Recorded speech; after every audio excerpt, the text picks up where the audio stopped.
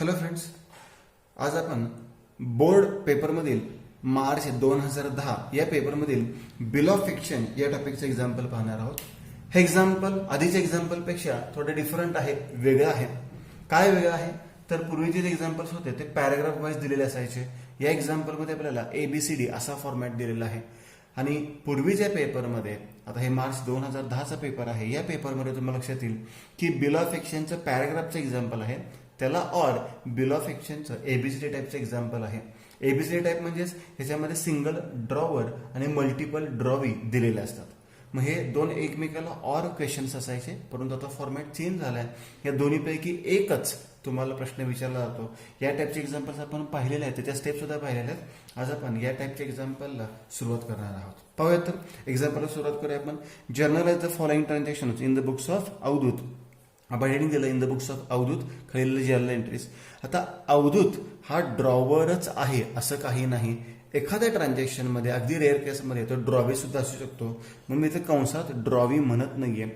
प्रत्येक ट्रान्झॅक्शन नीट समजून घ्या. प्रत्येक ट्रान्झॅक्शन काही ठिकाणी 1 एंट्री होईल, काही ठिकाणी 2 एंट्रीज होतील, काही ठिकाणी 3 होतील, काही स्टेपमध्ये 4 एंट्री सुद्धा होऊ शकतात. मग ते आपण सिक्वेन्सली चेक करूयात. आता हे कसं लक्षात ठेवायचं आहे हे जरा नीट सरावने समजून घ्या. मी थोडंसं एक्सप्लेन करून देतो. पहिली ट्रान्झॅक्शन ए, मी सगळ्याच एक्सप्लेनेशन देणार आहे, नीट लक्षात द्यायचं. नंदिनी इन्फॉर्म्स अवधूत. आता याच्यामध्ये तुम्हाला फक्त 2च पॉईंट लक्षात येतात. एक म्हणजे पहिली व्यक्ती कोण आहे, नंदिनी आहे, आणि दुसरी व्यक्ती कोण आहे, अवधूत. यात ड्रॉवर आणि ड्रॉवी तुम्हाला अद्यापही कळलेलं नाही. पुढे वाचत आपण. That Nisha's acceptance. तिसरी एक व्यक्ती आहे, तिसरी व्यक्ती कोण आहे, निशा. आता निशाज ऍक्सेप्टन्स शब्द वापरलाय आणि मी सांगितलंय ज्याच्या पुढे ऍक्सेप्टन्स शब्द असतो किंवा a person who accept the bill is non as drawee. मग निशा जर ड्रॉवी असेल तर आपल्याला एंट्रीज अवधूतच्या पुस्तकात विचारलेत, म्हणजे अवधूत कोण असणार आहे, ड्रॉवर असणार आहे. हे लक्षात घ्या. म्हणजे आपल्याला इथे ड्रॉवरच्या पुस्तकात एंट्री करायची आहे. आणि काय म्हणून करायचे, पुढे काय सांगितले बघा. Acceptance for ₹5,000 endorse to Nandini. म्हणजे काय व्यवहार झाला असणार आहे, आपल्याला निशाकडून हुंडी मिळाली असणार आहे, बरोबर. ही हुंडी आपण कोणाला हस्तांतरित केली असणार आहे, नंदिनीला हुंडी हस्तांतरित केली असणार आहे. असा व्यवहार पूर्वी झालेला आहे.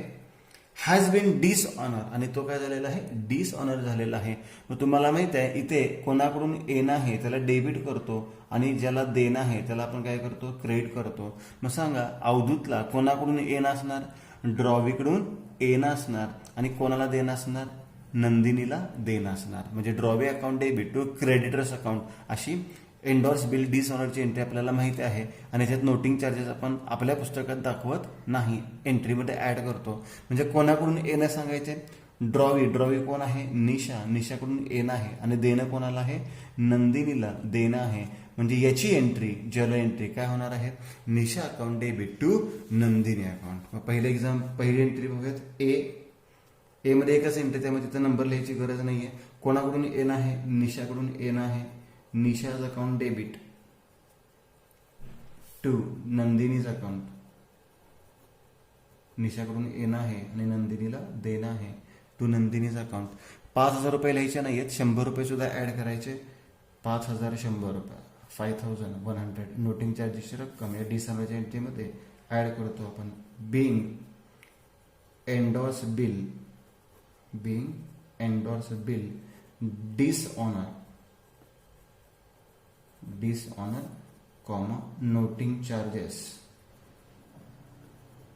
₹100. नोटिंग चार्जेस 100 रुपये आहेत. झाले, पहिली ट्रान्झॅक्शन संपली. आता याचे डिफरंट मार्क्स आहेत, वेगळे मार्क्स आहेत. आता ए तर पॉईंट संपलेला आहे. आता बी पॉईंट पाहूया. ए मध्ये एकच एंट्री झालेली आहे. आता पुन्हा लक्षात घेऊयात. आता बी पॉईंट. बी मध्ये कोणकोणते व्यक्ती दिले बघा. धनश्री. कोणती व्यक्ती दिले, पहिली धनश्री. आता धनश्री कोण आहे हे आपल्याला माहिती नाही, त्यानंतर ठरवू आपण. Renews her acceptance. आता हर ऍक्सेप्टन्स म्हणजे हे ऍक्सेप्टन्स आहे, देणारे आहे, संमती देणारे म्हणजे कोण आहे, ड्रॉवे आहे. मग जर धनश्री ड्रॉवे असेल तर नक्कीच अवधूत कोण असणार आहे, ड्रॉवर असणार आहे, बरोबर. म्हणजे आपल्याला पुन्हा आत्ता ड्रॉवरच्या पुस्तकात एंट्री पाहिजे. कशाची एंट्री पाहिजे, रिन्यू. आता रिन्यू शब्द आला की मी तुम्हाला सांगितलं रिन्यू शब्दामध्ये त्याने पॅराग्राफ कसाही देऊ देत, आपल्या 4 स्टेप्स फिक्स आहेत. आठवतं का सांगा मला, रिन्यूच्या 4 स्टेप जरा रिमाइंड करा, आठवा जरा. कोणकोणत्या 4 स्टेप्स आहेत रिन्यूच्या? आठवलं का? पहिल्यांदा काय होणार? ओल्ड बिल कॅन्सल, जुनी हुंडी रद्द होणार. आता इथे असं म्हणू नका की एन्डॉर्स बिल, ह्या एन्डॉर्स बिलचा पार्ट वेगळा आहे. एन्डॉर्स बिल कॅन्सल म्हणायचं नाही, ओल्ड बिल कॅन्सल. त्याच्यानंतर कशाची एंट्री होते? इंटरेस्ट रिसिवेबल किंवा इंटरेस्ट ड्यू म्हणतो त्याला आपण. त्याच्यानंतर कशाची एंट्री होते? पार्ट अमाऊंट रिसिव्ड, रोख रक्कम मिळाली. आणि नंतर एंट्री कशाची होते? न्यू बिल रिसिव्ड, नवीन हुंडी मिळाली. 4 पैकी 3 एंट्री सुद्धा होतात. काही एक्झाम्पलमध्ये पार्ट अमाऊंट नसते, पाठीमागे पाहिलेलं एक एक्झाम्पलमध्ये आपण चेक करूया. आता Dhanashree renews her acceptance to Avadhut for ₹2400. किती रुपयाची हुंडी होती? 2400 रुपयाची. पहिली एंट्री करूया आपण, ओल्ड बिल कॅन्सल. आता जी हुंडी रद्द झाली तो अवधूत म्हणजे आपण कोणाला पाठवणार? धनश्रीला पाठवणार. म्हणजे पहिली एंट्री काय होणार आहे? Dhanashree's account debit, Dhanashree's account debit to हुंडी परत पाठवणार, बिल्स रिसिवेबल.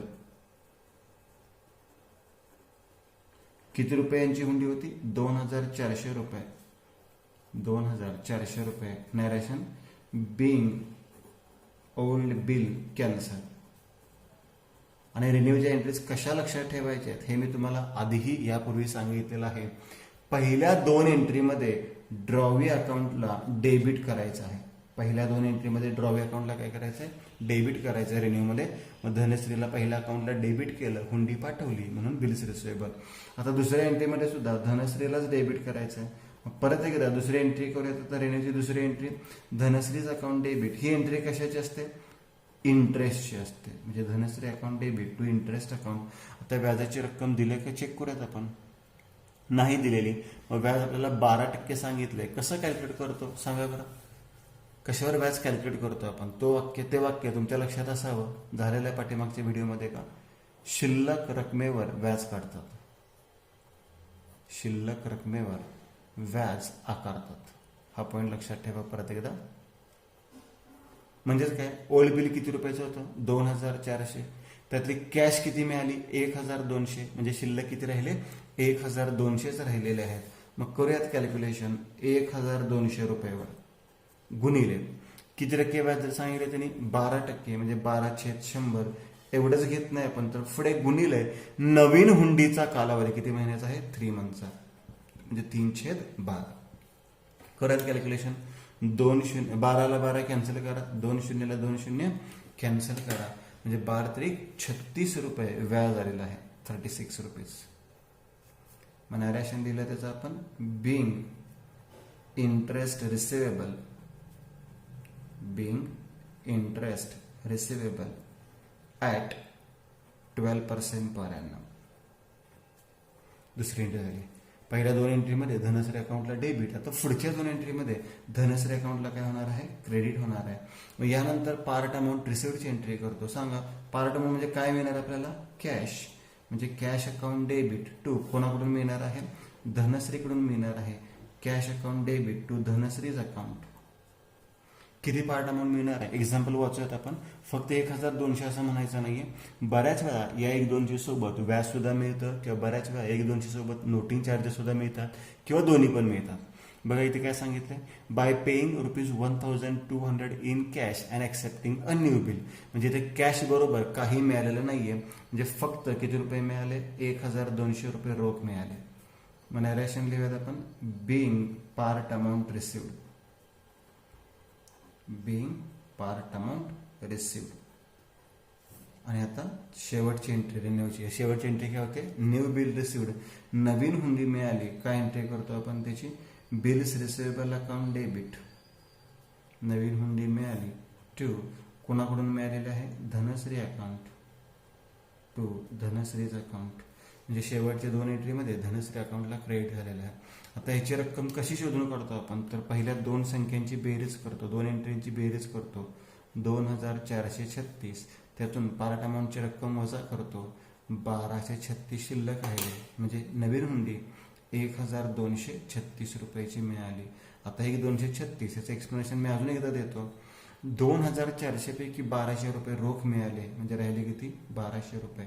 प्लस व्याजाची रक्कम अद्यापही मिळालेली नाहीये 36. म्हणजे 1236 रुपयाची नवीन हुंडी मिळाली. मग नॅरेशन लिहिलं being fresh bill received, being fresh bill received with interest. With interest. नवीन हुंडी व्याजासहित मिळाली. बघा पहिल्या स्टेपमध्ये एकच एंट्री झाली होती, दुसऱ्या स्टेपमध्ये किती एंट्री झालेल्या आहेत? 4 एंट्रीज झालेल्या आहेत. आता स्टेप 3 तिसरा पॉईंट काय सांगितले बघा.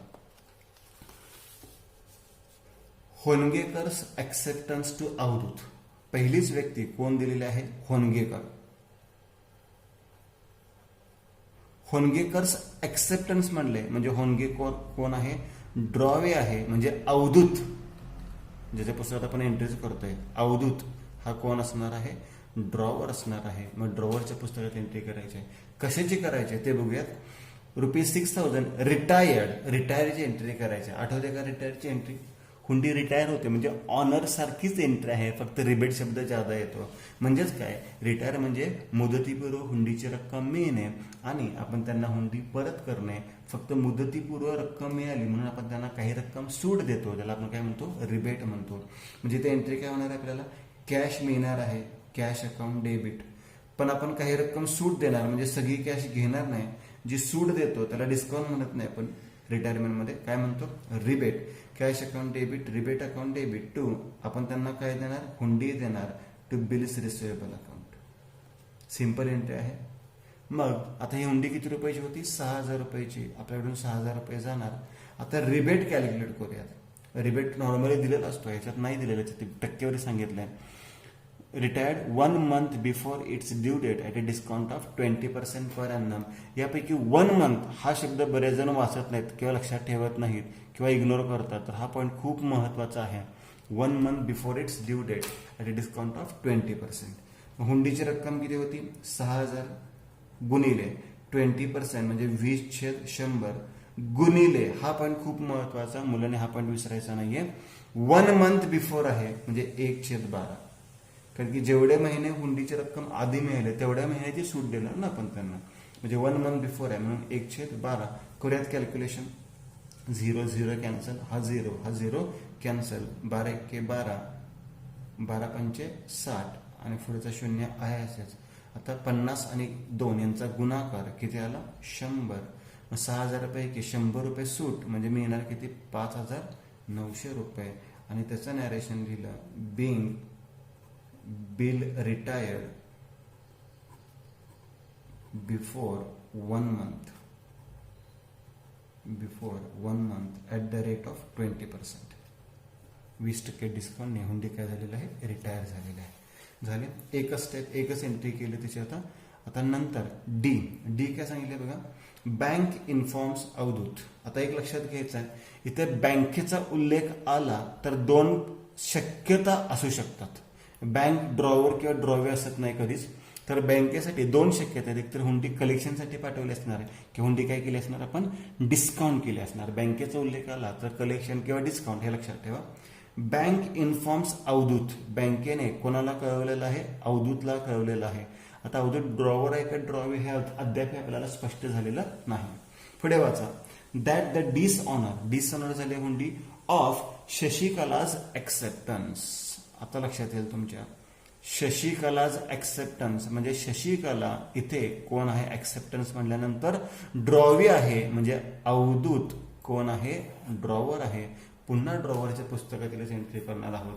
आता पुढे काय सांगितलं होतं? Shashikala's acceptance for ₹4,000 discounted with the bank. डिस्काउंटची एंट्री करायची नाही. भूतकाळ सांगितलंय की ती डिस्काउंट केली होती. आता बँकेने काय सांगितलं की ती हुंडी डिसऑनर झाली. म्हणजे आधीचा व्यवहार काय झाला असणार? शशिकलाकडून हुंडी मिळाली असणार. ती मुदतीपूर्व पैसे मिळण्यासाठी आपण ती हुंडी कोणाला दिली असणार? बँकेला दिली असणार. आता देय तारखेला शशिकलाने बँकेला पैसे दिले तर ऑनर, नाही दिले तर काय म्हणतो? डिसऑनर. जसं इथं सेम पॉईंट आहे तोच पॉईंट आहे इथे. पण शशिकलाने हुंडी डिसऑनर केली म्हणजे बँकेला पैसे दिलेले नाहीत. बँक कोणाला मागणार? अवधूतला मागणार. अवधूत कोणाला मागणार? शशिकलाला मागणार. मग अवधूत एंट्री करताना जसं आपण इथे केलं तसंच कोणाकडून येणं आहे आणि कोणाला देणं आहे सांगता येईल का? अवधूतला कोणाकडून येणं आहे? शशिकला म्हणजे ड्रॉवीकडून येणं आहे आणि कोणाला देणं आहे? बँकेला देणे आहे. म्हणजे शशिकलाकडून येणं आहे आणि बँकेला देणे आहे. म्हणजे एंट्री काय होणार आहे? Shashikala's account debit to bank account. Noting चार्जेसची रक्कम असेल तर त्याच्यामध्ये ऍड करतो. मग पुढची एंट्री डी. डिस्काउंटची एंट्री करायची नाहीये. तर डायरेक्ट एंट्री करूयात. आता कोणाकडून येणं आहे आपल्याला, आपली ड्रॉवी कोण आहे, शशिकला. मग Shashikala's account debit to bank account. किती रुपये हुंडीचे होते, 4,000 रुपये. आणि नोटिंग चार्जेसचे किती, 70 रुपये, म्हणजे 4,070 रुपये. Narration being discounted bill dishonour, being discounted bill dishonour, comma noting charges ₹70. Noting चार्जेसचे 70 रुपये दिलेले आहेत. झालं. ए ची एकच एंट्री होती, बी च्या 4 एंट्री झाल्या, सी ची एकच एंट्री आहे, डी ची सुद्धा एकच एंट्री झाली. आता ई, अजून एक पॉईंट विचारला होता ई. मग पाहूयात आता ई. आता याच्यामध्ये काय सांगितलेलं आहे त्या नीट लक्षात घ्या. Avadhut sent a bill of Praveen. आता इथे असं कन्फ्युजन करू नका की याच्यात ड्रॉवर कोण आहे, ड्रॉवी कोण आहे. तर एक लक्षात घ्यायचं आहे, हुंडी डिस्काउंट कोण करू शकतो किंवा हुंडी कलेक्शनला कोण पाठवू शकतो, तर फक्त आणि फक्त ड्रॉवरच पाठवू शकतो. आणि इथे अवधूतने हुंडी सेंड केलेली आहे, बरोबर. म्हणजे अवधूतने जर हुंडी सेंड केली असेल तर अवधूत कोण असणार आहे, ड्रॉवर असणार आहे. कोणाची हुंडी आहे, प्रवीण्स बिल, म्हणजे प्रवीणची हुंडी आहे. म्हणजे प्रवीण कोण असणार आहे, ड्रॉवे असणार आहे. काय केलंय ते बिल सेंड केलंय, कुठे सेंड केलेलं आहे, बँकेला सेंड केलेलं आहे फॉर कलेक्शनला. म्हणजे कशी एंट्री होणार आहे बघा, आपण हुंडी बँकेला पाठवली, हुंडी जाणार, मिळणार आहे का काय, नाही. डिस्काउंट केले असेल तर कॅश मिळतो आणि कॅश आणि डिस्काउंट अकाउंटला डेबिट करतो. पण कलेक्शनला हुंडी पाठवली तर काही मिळत नाही. मग याची एंट्री बँक फॉर कलेक्शन किंवा bill sent for collection account debit to bills receivable account अशी एंट्री करू शकतो. मग करूयात आता पुढची entry, bill sent for collection account debit, bill sent for collection account debit to bills receivable account, to bills receivable account. किती रुपयाची हुंडी कलेक्शनसाठी पाठवलेली आहे, 6,000 रुपयाची, 6,000 रुपीज. आणि narration being bill send to bank for collection. म्हणजे या टाईपचं एक्झाम्पल असेल तर आपण या पद्धतीने सॉल्व्ह करतो. आता इथे हे एक्झाम्पल तरी झालेलं आहे, पण अजून काही ट्रान्झॅक्शन्स आहेत ज्या एक्झाम्पलमध्ये कव्हर झालेले नाहीत. 1-2-3 ट्रान्झॅक्शन्स अजून आपण प्रॅक्टिस म्हणून घेणार आहोत. तर या ट्रान्झॅक्शन या एक्झाम्पलमध्ये ते दिलेलं नाही आहेत. सर्व टाईपचे पेपर्स आहेत, तुम्ही जर पाहिले या टाईपचे एक्झाम्पल तर जवळपास सिमिलर असतात, फक्त नावं बदललेले असतात. म्हणजे ट्रान्झॅक्शन जशीच्या तशी तुम्हाला दिलेली असते, नाव किंवा अमाऊंट तुम्हाला फक्त बदलून दिलेले असते. तर याचं प्रॅक्टिस करा. या व्यतिरिक्त अजून 1-2-3 ट्रान्झॅक्शन्स आहेत, या कोणत्या आहेत ते आता आपण पाहणार आहोत. चला, तर आता एक्स्ट्रा एंट्रीज कोणकोणते आहेत ते मी इथं समोर लिहिलेलं आहे. आपण अवधूतच्या पुस्तकात एंट्रीज करतोय, हा पॉईंट लक्षात ठेवा. आपण कोणाच्या पुस्तकात एंट्रीज करतोय, अवधूतच्या पुस्तकात एंट्रीज करतोय. तेच एक्झाम्पल, त्याच्यामध्ये मी फक्त काही ट्रान्झॅक्शन्स वाढवलेले आहेत ज्या तुम्हाला प्रॅक्टिस करायला खूप महत्वाच्या आहेत. पाहूयात आता, recover only 50% of the amount. आता रिकवर शब्द आला तर तुमच्या लक्षात आला पाहिजे ही स्टेप कशाची असणार आहे, इनसॉल्वंट. कारण की रिकवर शब्द हा नॉर्मली कशामध्ये असतोय, इनसॉल्वंटमध्ये. म्हणजे ड्रॉवी जर दिवाळखोर झाला तर त्यातून आपण रक्कम वसूल करतो. किती टक्के रक्कम वसूल केलेली आहे, 50% from the private estate of Ramnath. आणि कोण इनसॉल्वंट झालाय, रामनाथ. आणि रामनाथ हा इनसॉल्वंट झालाय म्हणजे तो कोण आहे, ड्रॉवे आहे. म्हणजे नक्कीच अवधूत, जर याच्यात वाक्यात कुठे अवधूतचा उल्लेख केला नसेल तर अवधूत कोण आहे, ड्रॉवर आहे.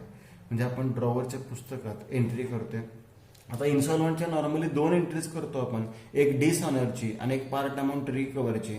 इथे डायरेक्ट आपल्याला पार्ट अमाऊंट रिकव्हरची एंट्री विचारलेली आहे. जर तुम्ही डिसऑनरची एंट्री केली तरी काय हरकत नाहीये, पण करायची गरज नाहीये इथं मुळात, कारण की रिकव्हर सांगितले डायरेक्ट. म्हणजे आपल्याला 50% रक्कम मिळाली याची एंट्री आपल्याला करायची आहे. Who declare as insolvent against bill of ₹12,500. जर तुम्हाला एक्स्ट्रा एंट्री करायचीच असेल तर आपण करूयात, पण त्याची गरज नाहीये. मी रफली ते करून देतो. पहिल्यांदा इनसॉल्वंट झाला म्हणजे आपण ती हुंडी कोणाला परत करणार, रामनाथला परत करणार. मग त्याची एंट्री आपण काय करू शकतो, Ramnath account debit to bills receivable account. ही एंट्री करायची आवश्यकता नाहीये इथे. किती रुपयाची हुंडी होती? 12,500 रुपयाची हुंडी रामनाथला आपण परत केली. ही पहिली एंट्री आपण करू शकतो. बिंग ओल्ड बिल कॅन्सल किंवा बिंग बिल कॅन्सल किंवा डिसऑर्डर म्हणू शकतो. आता जी महत्वाची एंट्री आहे ती मी करून देतो. आपल्याला रामनाथकडून फक्त 50% हुंडीपैकी मिळाले. हुंडी तर परत केली, आता हुंडीचा व्यवहार संपला. रामनाथकडून आपल्याला किती टक्के रक्कम मिळाली? 50% रक्कम मिळाली. म्हणजे कॅश अकाउंट डेबिट 12,500 चे निम्मे किती येणार आहेत? 6,250. आता जी रक्कम मिळत नाही त्याला आपण काय म्हणतो? Bad debts account. मग बॅड डेब्ट्स अकाउंट डेबिट किती रुपये बुडणार आपले? तेवढेच बुडणार. 50% मिळाले म्हणजे 50% बुडले. टू काय येणार आहे आता? रामनाथ अकाउंट. कारण की रामनाथकडून रक्कम येणे होते. टू रामनाथ अकाउंट किती रुपये येणे होते? 12,500. हुंडी जर आपण मगाशीच दिलेलं आहे त्यामुळे रामनाथकडून 50% रक्कम मिळाली आणि 50% रक्कम बुडली. अशी आपण त्याची एंट्री केली. Narration being 50% amount recover, 50% amount recover, comma and balance transfer to bad debts account and balance transfer to bad debts account. म्हणजे 50% रक्कम आपण रिकवर केली आणि 50% रक्कम बुडीत खात्याला ट्रान्सफर केलेली आहे. या पद्धतीने एखादी ट्रान्झॅक्शन तुम्हाला एक्स्ट्रा दिली जाऊ शकते, त्याचा अभ्यास करा. आता जवळपास आतापर्यंत जेवढे एक्झाम्पल झाले त्याच्यामध्ये आपण ड्रॉवरच होतो. चेक करा, इथे अवधूत ड्रॉवर आहे, इथे अवधूत ड्रॉवर आहे, इथे सुद्धा अवधूत ड्रॉवर आहे, इथे सुद्धा अवधूत ड्रॉवरच आहे, इथे सुद्धा अवधूत ड्रॉवरच आहे आणि आता सुद्धा अवधूत काय आहे? ड्रॉवरच आहे. आणि मुलं ह्याच्यामध्येच बऱ्याच वेळा काहीतरी चूक करतात. एंट्री त्यांच्या लक्षात असते, एंट्री त्यांना माहिती सुद्धा असते. आता बघा पुढची ट्रान्झॅक्शन बरेच विद्यार्थी फक्त रिटायरचे वाचतात आणि मग एंट्री करतात cash account debit, rebate account debit to bills receivable account. आणि त्यांना वाटतं ते बरोबर आहे, पण त्यांनी पूर्ण वाक्य वाचलेलं नाहीये. वाक्य नीट वाचा. Avadhut retire his acceptance. आता इथे अवधूत शब्द आहे पण अवधूत रिटायर हिज ऍक्सेप्टन्स आहे. म्हणजे अवधूत याच्यामध्ये कोण आहे? ड्रॉवी आहे. हा पॉइंट व्यवस्थित लक्षात घ्या. अवधूत कोण याच्यामध्ये? ड्रॉवे आहे. मग ड्रॉवेच्या पुस्तकात रिटायरची एंट्री करायची. आता एंट्री रिटायरची आपल्याला माहिती आहे. ड्रॉवरच्या पुस्तकात काय होते? Cash account debit, rebate account debit to bills receivable. त्याच्या उलट काय एंट्री होणार सांगा? आता इथे कोणाची हुंडी आहे? सुरेशची आहे. ते काय महत्वाचं नाही आहे कारण की रिटायरमेंटच्या एंट्रीमध्ये ड्रॉवर किंवा ड्रॉवेचा उल्लेख कुठेही होत नाही. मग आपल्याला हुंडी रिटायर केली म्हणजे हुंडी मिळाली. Bills payable account debit to त्यांना आपण काय देणार? कॅश. आणि आपल्याला सूट मिळणार म्हणजे तो काय होणार आहे? इन्कम क्रेडिट साईडला जाणार. म्हणजे इथे रिटायरमेंटची एंट्री ड्रॉवीच्या पुस्तकातली करायची आहे, ड्रॉवरच्या नाही. म्हणजे एंट्री काय होणार? बिल्स पेएबल अकाउंट डेबिट किती रुपयाची हुंडी होती? 12,000 रुपयाची. टू कॅश अकाउंट रोख रक्कम दिली. किती रुपये रोख रक्कम दिली? 11,800. टू रिबेट अकाउंट आणि सूट मिळाले आपल्याला. टू रिबेट अकाउंट किती रुपये सूट मिळालेले आहे? 200. नॅरेशन लिहा बिंग बिल रिटायर्ड. बरोबर, ही एंट्री आपण केली. आता हा पॉईंट फक्त काय लक्षात ठेवा? इथे अवधूत कोण आहे? ड्रॉवे आहे. म्हणून तो एक पॉईंट तुम्हाला लक्षात ठेवायचा आहे. बऱ्याच एक्झाम्पलमध्ये असंच होतं की सर्व ट्रान्झॅक्शनच्या ड्रॉवरच्या पुस्तकातले असतात आणि एखादी ट्रान्झॅक्शन ड्रॉवरची देते आणि तिथे मुलं बरोबर चूक करतात. तर ही चूक करायची नाही आपल्याला. आता पुढची सुद्धा एंट्री महत्वाची आहे. IMP करतो मी त्याला कारण की इथे बरेच जण गफलत करतात. जर तुमच्या लक्षात असेल अथवा नसेल तर एक पॉईंट मी रिवाइज करतो. एंडोर्स बिल ऑनर किंवा डिस्काउंटेड बिल ऑनर याची एंट्री, ऑनर म्हणतोय मी, हे दोन्ही हुंडी जर काय झाल्या? ऑनर झाल्या तर याची एंट्री ड्रॉवरच्या पुस्तकात होत नाही. कलेक्शन बिलची पण होत नसते, परंतु त्याच्यामध्ये आणखी एक पॉईंट महत्वाचा आहे तो आपल्याला लक्षात घ्यायचा आहे. तोच पॉईंट इथे दिलेला आहे. पाहूया आता H. पुढची step. Raghunath honour his acceptance. म्हणजे पहिली व्यक्ती कोण दिलेली आहे? रघुनाथ दिलेले आहे. Raghunath honour his acceptance. Acceptance म्हणजे रघुनाथ कोण झाली? ड्रॉवी झालेले आहे. रघुनाथ ही व्यक्ती कोण झालेली आहे? ड्रॉवी. म्हणजे अवधूत हा काय असणार आहे? ड्रॉवर आहे. म्हणजे ड्रॉवरच्याच पुस्तकात एंट्री करायची आहे. पण ही एंट्री कशाची आहे ते समजून घ्या. Of rupees 4,200 which was deposited into bank for collection. आता हा एक पॉईंट महत्वाचा आहे. जर आठवत असेल आपण जरा पाठीमागे जाऊयात आणि लक्षात घेऊयात. अवधूत ड्रॉवर आहे. बघा, एक ड्रॉइंग आपण नेहमी तयार करत होतो, ते ड्रॉइंग इथे तयार करतो. अवधूत कोण आहे? ड्रॉवर. दुसरी व्यक्ती कोण आहे? रघुनाथ. रघुनाथ ही कोण आहे? ड्रॉवे. आणि तिसरी बँक, आणि या बँकेचं काय सांगितलं त्यांनी? कलेक्शन. म्हणजे काय काय व्यवहार झाले असणार. पहिल्यांदा आपण माल विक्री केला असणार, बरोबर. त्या व्यक्तीकडून आपल्याला हुंडी मिळाली असणार. ती हुंडी आपण बँकेला सेंड केली असणार, बिल सेंड फॉर कलेक्शन. म्हणजे सध्या हुंडी कोणाकडे आहे, बँकेकडे आहे. आता देय तारखेला कोणी कोणाला पैसे दिले पाहिजेत, रघुनाथने कोणाला पैसे दिले पाहिजेत, बँकेला. जर दिले तर ऑनर, नाही दिले तर काय म्हणतो, डिसऑनर. आता डिस्काउंटिंग बिल डिसऑनर असेल, एंडोर्स बिल डिसऑनर, तर कोणाकडून येणं आहे, कोणाला देणं आहे, असं करतो आपण. कलेक्शन बिल डिसऑनर असेल तर तसंच करतो. पण ऑनरमध्ये काय करतो, इथे काय सांगितलं शब्द परत एकदा वाचा, रघुनाथ ऑनर हिज ऍक्सेप्टन्स. इथे ऑनर शब्द रचना आहे, म्हणजे रघुनाथने बँकेत पैसे जमा केले, याचाच अर्थ बँकेने त्या हुंडीची रक्कम घेतली आणि आपल्या करंट अकाउंटवर, खात्यावर जमा केली. बघा कुठे जमा केलेली आहे, आपल्या खात्यावर ती रक्कम जमा केलेली आहे. आता हा व्यवहार कोणाकोणामध्ये झाला सांगा, रघुनाथ आणि बँक. त्यामध्ये याची नोंद नॉर्मली आपण अवधूच्या पुस्तकात करत नाही. मी तुम्हाला जेव्हा हा पॉईंट शिकवलेला आहे तो व्हिडिओ तुम्ही चेक करू शकता. परंतु याच्यामध्ये एक ट्विस्ट काय आहे लक्षात घ्या, ही रक्कम बँकेने स्वतःला नाही घेतलेली, बरोबर.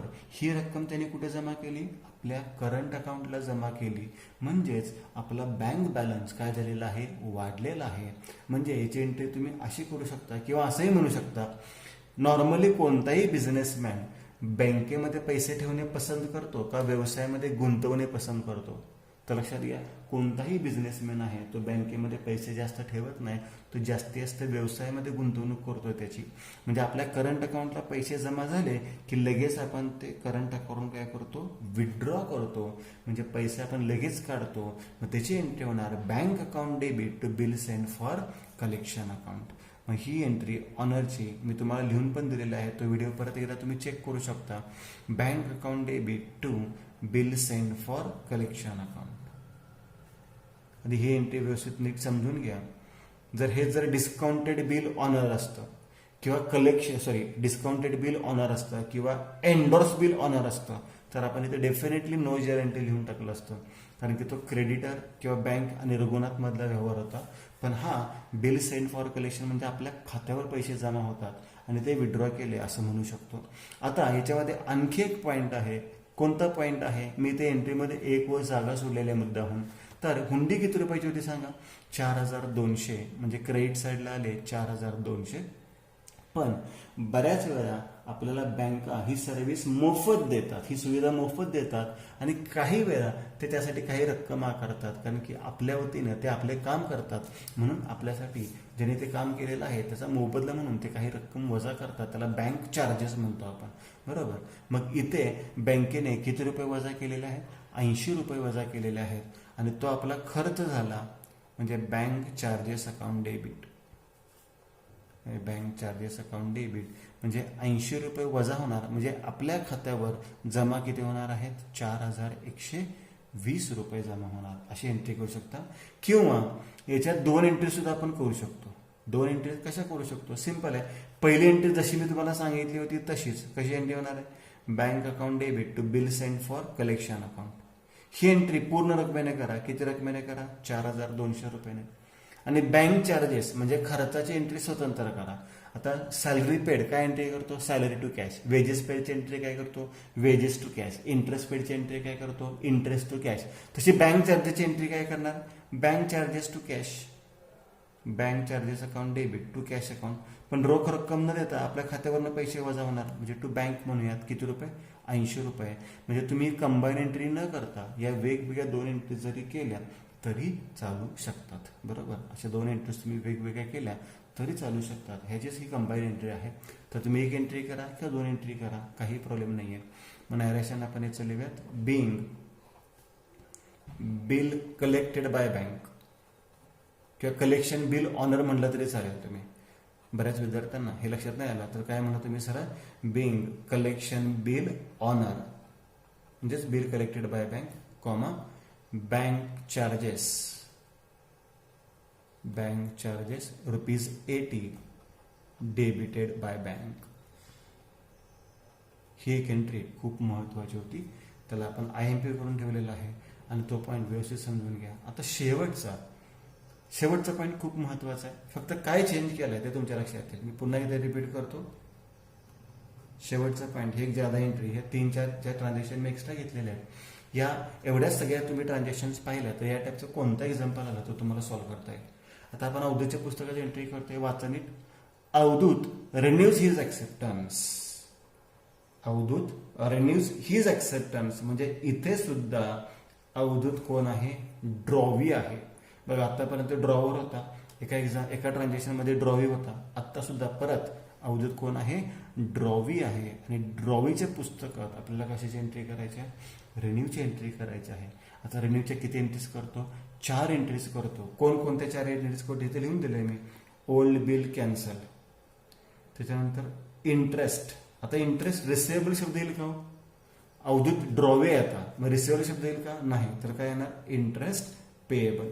त्याच्यानंतर पार्ट अमाऊंट रिसिव्ड येणार का? तर नाही येणार. काय येणार? Part amount paid. आणि त्याच्यानंतर बिल्स रिसिवेबल नाही येणार तर बिल्स पेएबल, आणि रिसिव्ड नाही येणार तर काय येणार आहे? ऍक्सेप्टेड. म्हणजे 4च्या 4 एंट्रीज ह्या रिव्हर्स होणार आहेत. म्हणजे याच्या अपोजिट थोडक्यात 4 एंट्रीज होणार आहेत. मग या एंट्रीज तुम्ही करायचे आहेत. एक शेवटचा पॉईंट तुम्हाला मी होमवर्कमध्ये देतो. नॉर्मली असे लेक्चर आपण होमवर्कमध्ये कधी देत नाही, पण याच्यामध्ये मी तुम्हाला हा होमवर्क सांगतो. तर अवधूतच्या पुस्तकात म्हणजेच ड्रॉवीच्या पुस्तकात रिन्यूच्या 4 एंट्रीज करा. हवं तर मी सांगतो. पहिली एंट्री काय करणार आपण? बिल डिसऑनर, म्हणजे अनिलकडून आपल्याला हुंडी मिळणार. म्हणजे एंट्री काय होणार? पहिली bills payable account debit to Anil account. Bills payable account debit to Anil account. दुसरी एंट्री कशी होणार? इंटरेस्ट पेएबलची. काय एंट्री होणार? Interest account debit to Anil account. आता हे व्याज शिल्लक रकमेवर काढतात, बरोबर.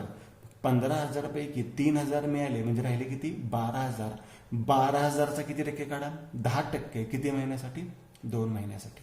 12,000चा 10% 2 महिन्यासाठी काढा आणि इंटरेस्टची रक्कम द्या. त्याच्यानंतर पार्ट अमाऊंट पेड. काय एंट्री होणार? Anil account debit to cash account. Anil account debit to cash account. किती रुपये पार्ट अमाऊंट देणार आहे? फक्त 3,000. ह्याच्यात तुम्हाला इंटरेस्टचा उल्लेख केलेला नाही. आणि शेवटची एंट्री न्यू बिल ऍक्सेप्टेड, म्हणजे Anil account debit to bills payable account. Anil account debit to bills payable account. हे मुद्दामून बारीक दिले जेणेकरून तुम्हाला दिसणार नाही. थोडंसं तुम्ही प्रयत्न करायचा. Anil account debit to bills payable account. आता ही रक्कम कशी काढायची? तर 15 पैकी 3,000 मिळाले होते, दिले होते, म्हणजे राहिले किती होते? 12,000. आणि जे काही व्याजाचे येतील ते व्याजाचे ऍड करा. मग 12,000 प्लस व्याजाची जी काही रक्कम असेल त्याची शेवटची एंट्री करा आणि हा होमवर्क तुम्ही कम्प्लीट करा.